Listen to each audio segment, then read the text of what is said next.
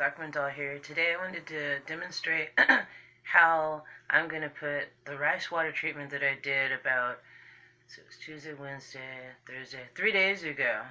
I usually let it sit for 2 days like I said on my previous video that I made recently, but today it's been 3 days. So I just washed my hair, my dreads, so I'm take them down so you can see them. I just got out of the shower.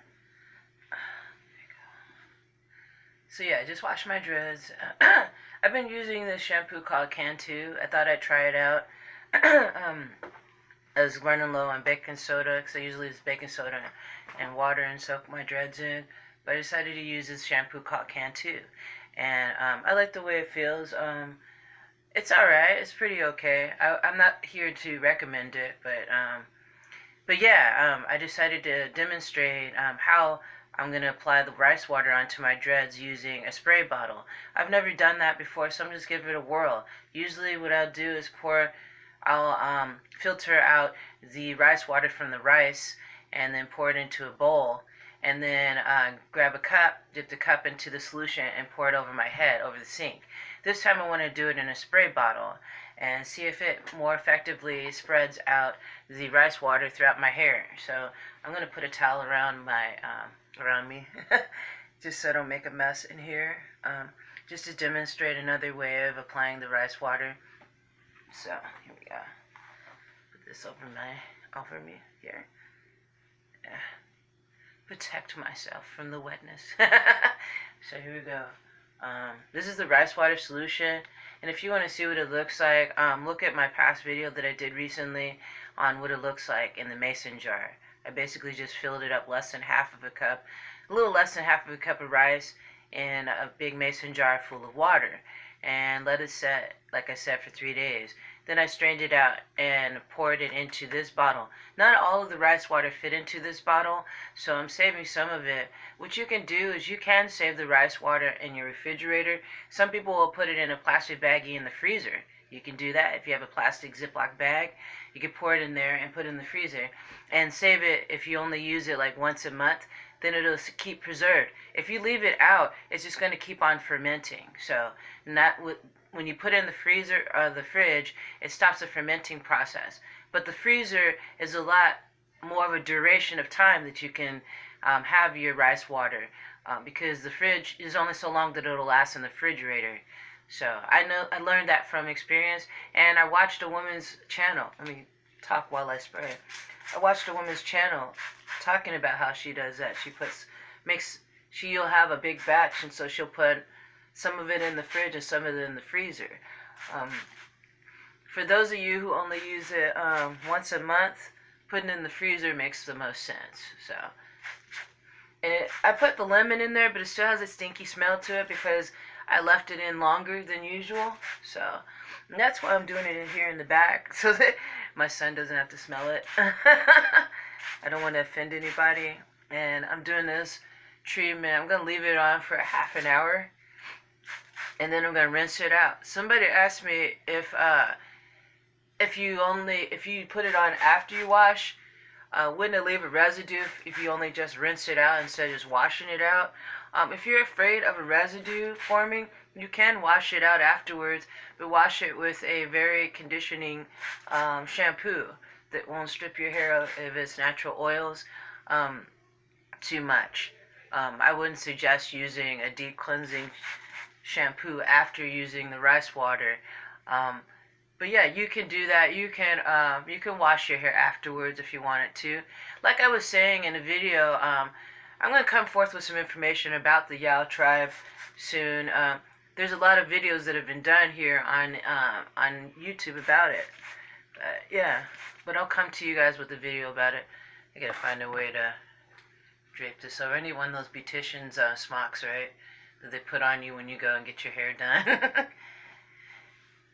Instead of using my towels. And I also want to invest in in one of those ShamWows, because out of all the years I've had my dreads, I had them for 24 years now. I've yet to try one of the ShamWows. People are saying that they like using it because it dries their dreads faster, especially as they get longer. So we're heading towards the springtime, so I don't think I'm really worried so much about how fast my hair dries. And plus, I've been going through menopause, and having something cold on my hair, my head, and my scalp, keeping my when I dampen down my dreads in the daytime, it feels really good. At night, I know I recommend don't go to bed with a wet head, but because I've been having hot flashes so much, I've been spraying my hair at night, but not right before I go to bed, but at night because I get so hot and it cools my scalp off. It cools my scalp off so very nicely. Um, I wanted to eventually invest in some kind of oil. I want to invest in some peppermint oil because that's a really cooling agent. But in the meantime, I do have some mint that I can make a mint tea out of and spritz my hair. My husband has bought some peppermint extract, and I tried using that and putting it into my hair oil that I use. But I don't want to use that all the time because it's an extract, and extracts a lot of times are created using alcohol, and the alcohol can dry out my scalp if I put too much of that on it. So if I use a tiny drop of it, and it does make a difference in how my scalp feels if my scalp is itchy for any reason. But a lot of times, topical treatments aren't the only answer for a lot of these problems that we have.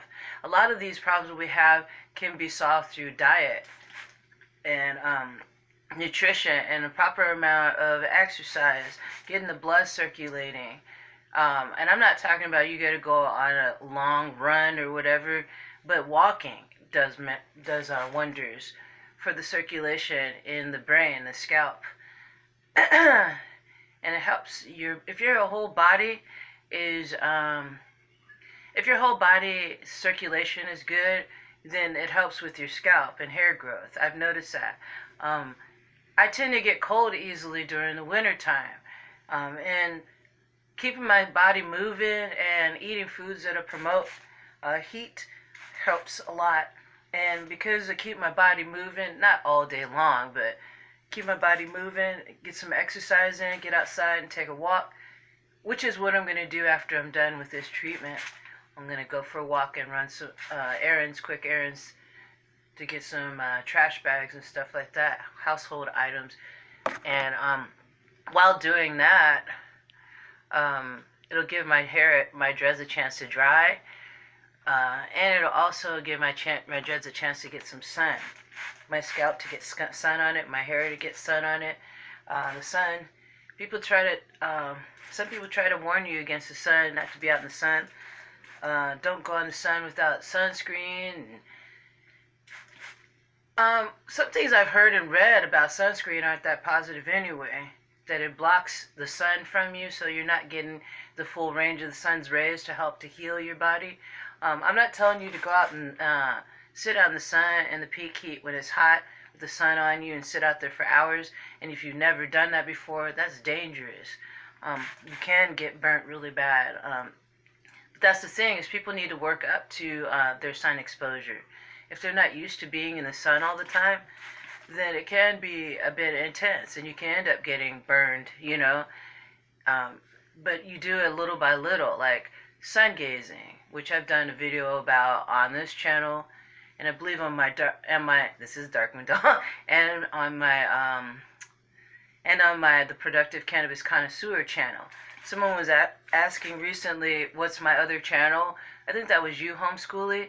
My other channel is called The Productive Cannabis Connoisseur, and that channel I created a while ago so that I could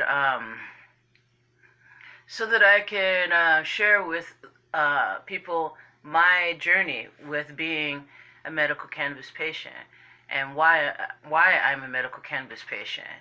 So that's what that channel is all about, Homeschooling, and whoever else is interested. It's really helped me to branch out and meet other people, like-minded individuals, through creating that channel, because a lot of people still have these stereotypes about people who smoke cannabis. not just the dreadlock thing, because obviously I have dreadlocks, but that cannabis smokers are lazy, and that they all they do is smoke all day, and they commit crimes and all kinds of lies and shit. Like, it's getting wet anyway, I don't care. But yeah, it's just a bunch of lies being spread, and it's horrible. I got a towel down here too, by the way. Yeah, it's just horrible lies being spread. So I like to bring forth my truth when it comes to that herb, and show the world how much it saves so many people's lives, the medicinal benefits of it. I also did a video where I'm doing a rinse of cannabis leaf. It's a cannabis leaf tea rinse on my dreads. And yes, it did feel good. A lot of people are starting to put that into their products. Hemp oil, hemp seed oil in their products, CBD oil in their products, saying it's been helping them with regaining hair, their hair length and everything, and strengthening it and keeping it from falling out. Now, Homeschooler asked me what's the difference between hair fall and hair fall and shedding. Shedding, you know, when people comb their hair, it's like a natural amount of hair that's going to come out in the comb, because your hair goes through the cycle of shedding, where it can't keep all the hair. Get rid of some of the hair, and you'll see that a lot more often with not a lot more often. You'll see that a lot with people with straight hair. When they comb their hair, a lot of hair comes out of the comb. But then again, at the same time, with natural afro textured hair, that can happen as well. If you're combing your hair and you're just you're combing your hair and you're raking at it, and you're not really concentrating on starting from the ends and then working your way up. When I had natural hair, I do have natural hair. When I didn't have dreadlocks, I would comb my hair like that, and I had a fro before I had dreadlocks. This set of dreadlocks, I had a fro, and then I let it dread up again, because I did have a total of 2 sets of dreadlocks. This is my second set of dreadlocks, and my first set of dreadlocks, I was too self-conscious to let my hair do what it wants to do. This time around, different story. But when I did have loose hair to comb, my afro, I would use a wide tooth comb, and I'd start at the bottom. But yeah, some of the same rules apply with dreadlocks as they do with loose hair, but not altogether as far as taking care of it and everything. So yeah, it's getting really wet here. I'm going to put a plastic bag on my head after this is done, after I get my hair saturated with this. Yeah, saturating it really well. I made a big batch because I have getting more and more hair, growing longer and thicker. So yeah.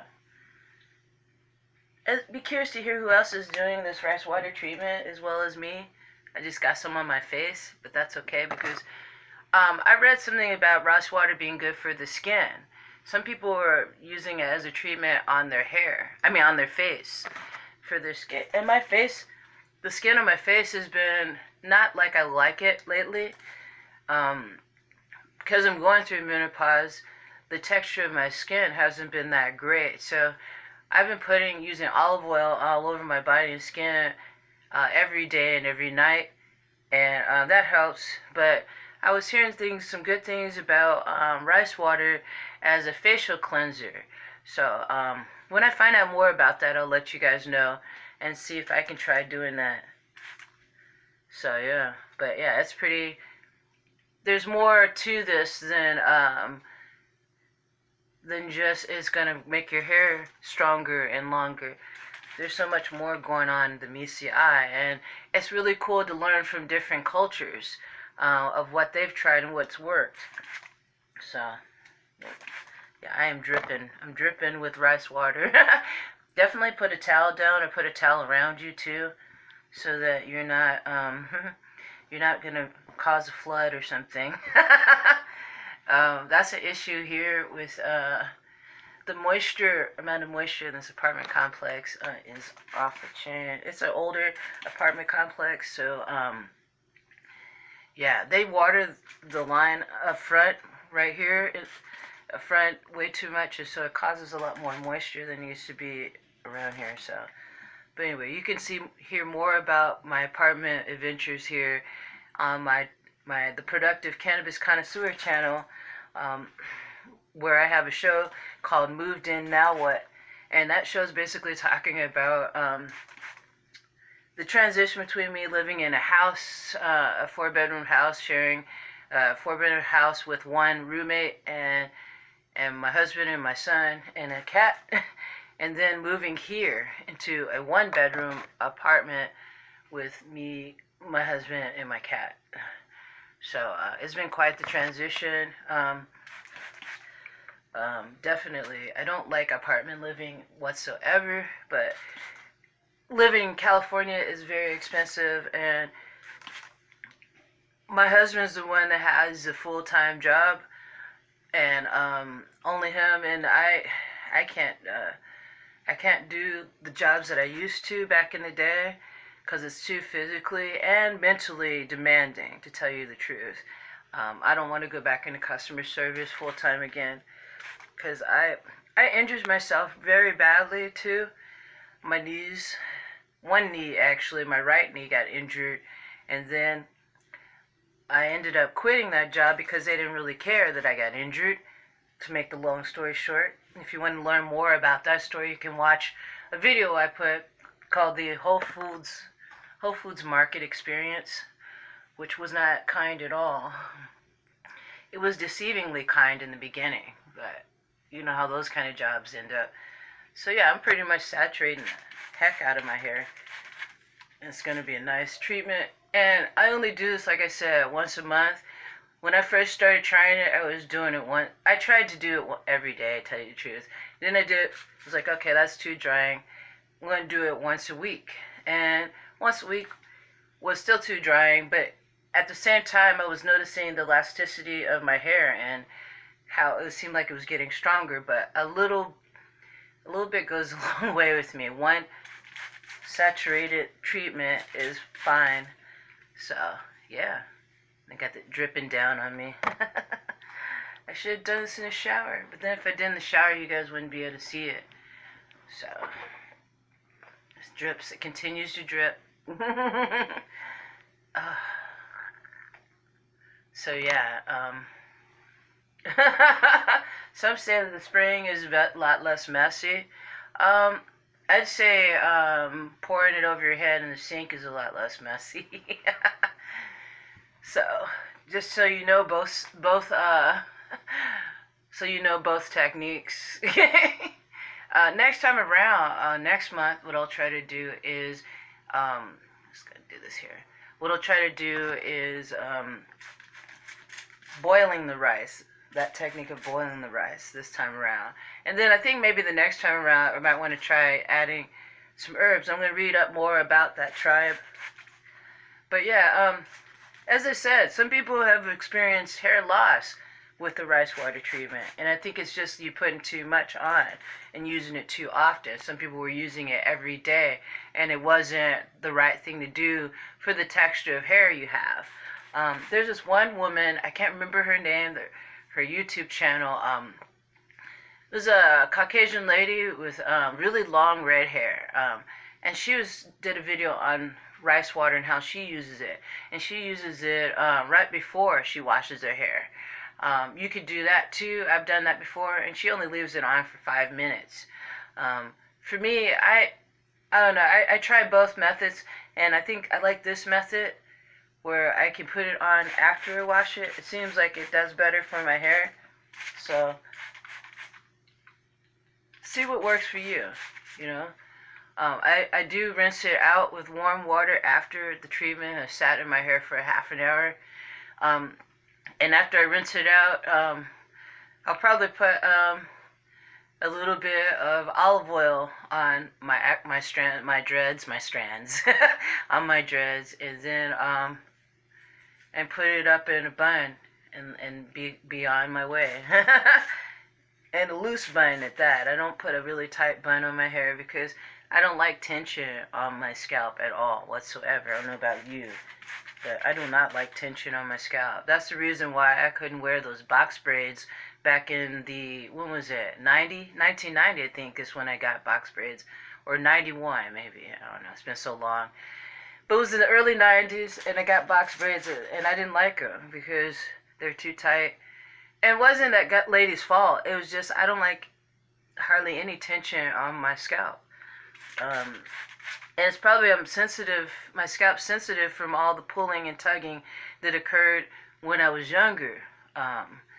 And I'm not gonna, throw my mom under the bus, but it just hurt when she would braid and comb my hair.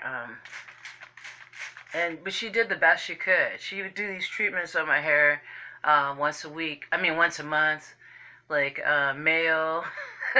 I talked about this before. Mayo, egg treatment, and she massage it into my hair and my scalp, throw a plastic bag on it, and then send me outside in the sun. And I noticed she only did those kind of treatments during the summertime, and I did not like that at all.